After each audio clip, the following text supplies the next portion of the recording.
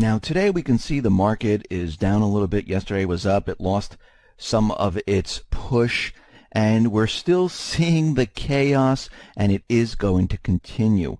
Now out in the UK, we see the UK Prime Minister.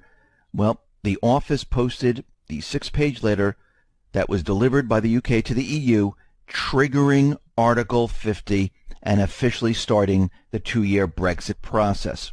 Now, in the letter, Theresa May proposes bold and ambitious free trade agreement between the United Kingdom and says the agreement should cover important sectors, including financial services, network industries.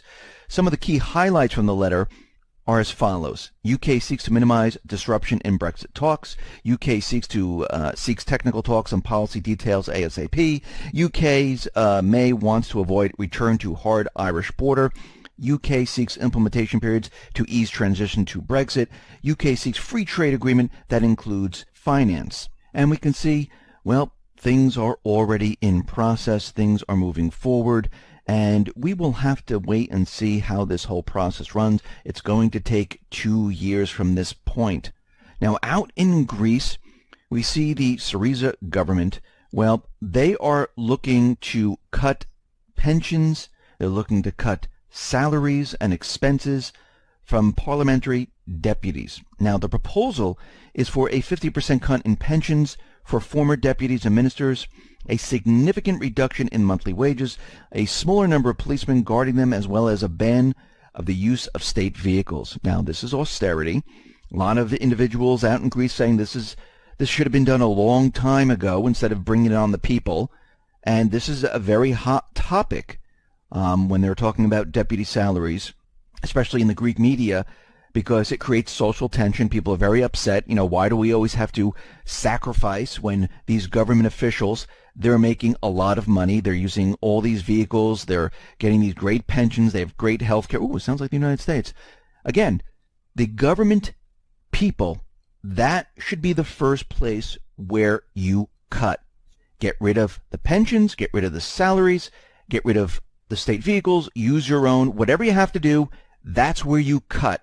You don't cut the people first and keep yourself living fantastically, because then you can't feel what the people feel because you're completely separated from them. I don't know what they're talking about. I have a driver. I'm getting these great meals. I have a golf course. I have fantastic salary. There are no problems in the country.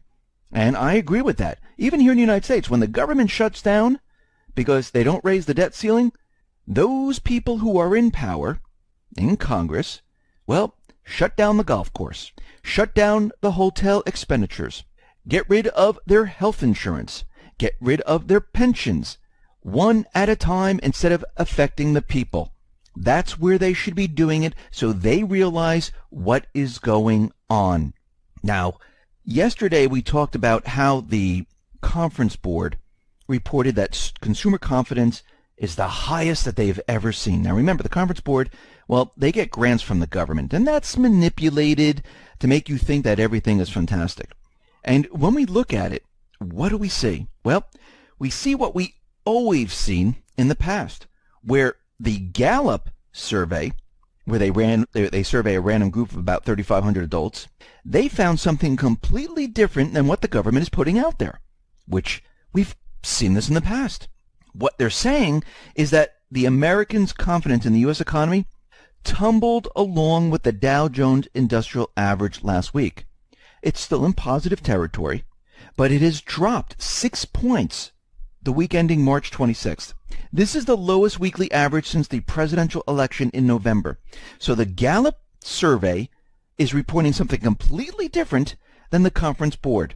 And again, we can see that when these numbers are taken directly from the people, we see something completely different, especially when the government has their hands in statistics like the unemployment, like GDP, like consumer confidence and all this. We always see different numbers because they're skewing it in a way to make you believe and convince you that everything is fine. And they've been doing it in the past, and they're continually doing it. They haven't stopped. Now, there's a lot of talk about minimum wage hikes where people say, yes, we have to raise the minimum wage. It will help the poor. It will be better. And the opposite argument is that if you do this, well, it doesn't make things better. And if you go back in time, you can see that they've raised the minimum wage many, many times. I mean, I remember when I was back in high school, the minimum wage was around $3.35. And now we can see that it's already, up to $11 or whatever it is, $12. And we can see that this is going to be a continuing problem unless we get rid of the central bank. We've never gone to the heart of the problem. And as you raise the minimum wage, it helps a few number of people. But again, what happens is the value of the dollar decreases, and that minimum wage really doesn't help out anymore. And there is a study that was done from Dr. David McPherson of Trinity University and Dr. William Even of Miami University, pointing out the devastating consequences of minimum wage hikes. The study takes a look at the city of St. Louis and its decision to hike minimum wage rates by 43% by 2018, from $7.70 per hour to $11 per hour. McPherson figures such a hike will cost the city roughly 1,000 jobs, and as usual will hurt the young and less skilled workers the most. He notes the minimum wage hikes often don't help the poor, at least those that are able to keep their jobs after the layoff notices are passed out, but instead flow to the teenage workers of more affluent families. Beyond the consequences to the labor market, raising the minimum wage has been criticized on the grounds that it's poorly targeted to low-income families. For instance, an early analysis found that the average family income of a beneficiary of a $12 minimum wage in Missouri exceeds $50,000 a year. Many of the employees are second or third earners in higher income households. Similarly, the Census Bureau data showed that over half, 52% of the state's poor residents don't work and wouldn't be impacted by the raise at all. And what normally happens when they raise these rates, companies look at it and say, just like McDonald's and all the rest, say, you know something, we can replace these individuals with computer terminals, with robots, because we can see right now the costs have reached a certain level where we can make a decision. Pay this individual or replace it with a robot who will never ask for an hourly wage increase. And again, the only reason you need an hourly wage increase is because the value of the dollar is continually decreasing, which makes the cost of living higher. And why is this happening? Well, it all points back to the central bank. Now, pending home sales, they have surged to the most since 2010. Now, we know what happens with pending home sales. A lot of people, put maybe a deposit on a home or write up a contract, and most of these are completely canceled. We know that existing home sales, well, those have declined. New home sales, well, those shot up. Why? Again, manipulation. And we can see right now, as we move forward, these pending home sales will start to fall apart. They'll revise the numbers. And when you really look at pending home sales year over year, we see that they've actually fallen by 2.4%. And when you look at the graph going from late 2015 all the way to 2017, it hovers around, say, 0. And it hasn't really moved from there because it's basically, yes, pending home sales have increased, revise the numbers, these contracts have been canceled, it drops to a negative number. Yes, pending home sales increased, and then again, it goes to a negative number. And this continually went on since late 2015. So this is a poor reading to show us what's really going on. And when you really look at it, nothing has been happening. It's flatline right now.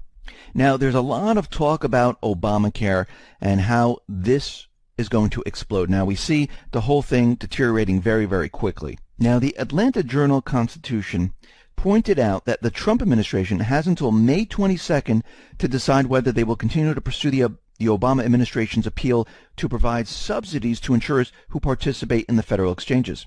Of course, any decision to remove those subsidies would likely result in yet another massive round of premium hikes and further withdrawals from the already crippled health insurance program known as the Affordable Care Act. And we can see that this whole entire healthcare system can implode on itself very easily. Without these individuals getting the subsidies, the whole thing is a complete disaster. And it wouldn't survive this collapse. Obamacare would be doomed. Now, Trump might be pushing for this, and he might be trying to say, okay, let's just get rid of it this way. it's a possibility. Now, something very interesting about Obamacare, we know there's a penalty, there's a tax on those individuals who decide, you know something, I just can't afford this. I cannot afford $1,500, $1,800, $2,200 a month, and then pay for a deductible. I just don't make enough money to do that. So we can see from 2016, 6.5 million taxpayers paid $3 billion in Obamacare penalties for not having health insurance. Now, if you notice, the news never talks about this, that there are 6.5 million who can't, or it's impossible for them to get health insurance. And people say, well, they're paying the penalties. Well, the penalties range anywhere from $300 to $800, depending on your income and things like that, compared to 15 or even 1,000, let's say even 800 every single month. So you can see why they chose the penalties, because it's just not affordable, even though it's called the Affordable Care Act. But the news never mentions, oh wait, we have about 6.4 million people who don't have health insurance. They only talk about that 20 million number. And we broke that number down again to show you that it's not really 20 million people that Obama helped. It's really much, much lower than that, because some people already had health insurance, people already had Medicaid, and of course you had those people who came on because the government pays for their health insurance through subsidies. So when you look at the numbers, it's not exactly what they're saying. Now, Deutsche Bank is putting odds on if the government is going to shut down because of the debt ceiling. And Deutsche Bank's Washington expert Frank Kelly estimates the probability of government shutdown at roughly 40%, and notes that the next 2 weeks will be critical to watch. And we can see already that things are getting closer, and around April 28th or so, this is when we're going to hit about $20 trillion. Now, the Fed presidents, two of the Fed presidents, they're saying that the markets are warm and they're getting frothy. And this is why I put the title Operation Frothy, and saying that because of this, markets might come down. And they're saying that they're going to have to increase the Fed rate multiple times during this year. And I just want to go back a little bit in time to show you what the Fed does. Remember back in 2006, that was Ben Bernanke when he was a Fed chair. During that time period going through to 2007, they were raising the interest rates during this period of time to cool the housing market. So they raised the rates in January to 4.5%. This is in 2006. Then they did it in March, May, and June, all the way up to 5.25%. Come 2007, well, they kept the rates at 5.25%. And then they realized that home sales started to fall and things were getting a little shaky. And they realized at this point that things weren't going as well. Now, was this planned? Most likely. They knew the system had to come down. Remember, they just don't drop it automatically, and they don't want you to know they're the ones who are doing it.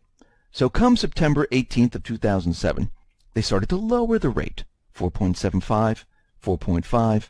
In December of 2007, 4.25, and they kept going. January, but it was too late already.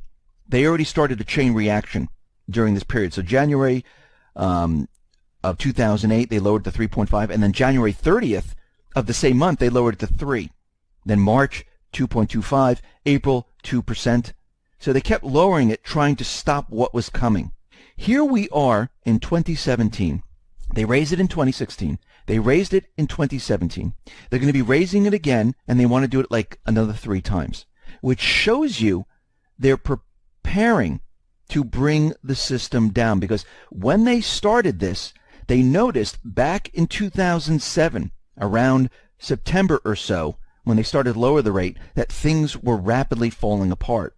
And of course, when we hit 2008 in March, well, they started bringing it down quite fast because Bear Stearns was failing, Lehman was failing, a lot of things were going on at the point in time. But of course, nobody let you know about this. And we can see right now, here they are telling us the market is too frothy.